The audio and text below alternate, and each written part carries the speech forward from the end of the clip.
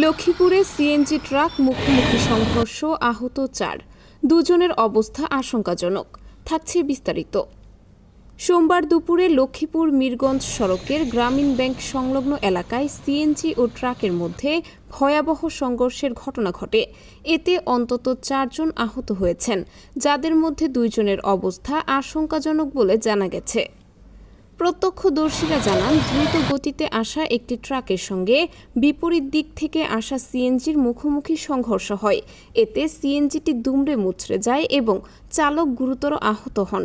দুর্ঘটনায় সিএনজি চালকের একটি পা বিচ্ছিন্ন হয়ে গেছে বলেও স্থানীয়রা জানিয়েছেন। খবর পেয়ে স্থানীয়রা দ্রুত আহতদের উদ্ধার করে নিকটস্থ হাসপাতালে পাঠান। গুরুতর আহতদের উন্নত চিকিৎসার জন্য অন্যত্র পাঠানোর প্রস্তুতি চলছে। এ ঘটনায় এলাকায় চাঞ্চল্যের সৃষ্টি হয়েছে। দুর্ঘটনার কারণ জানতে আইনশৃঙ্খলা বাহিনী তদন্ত শুরু করেছে।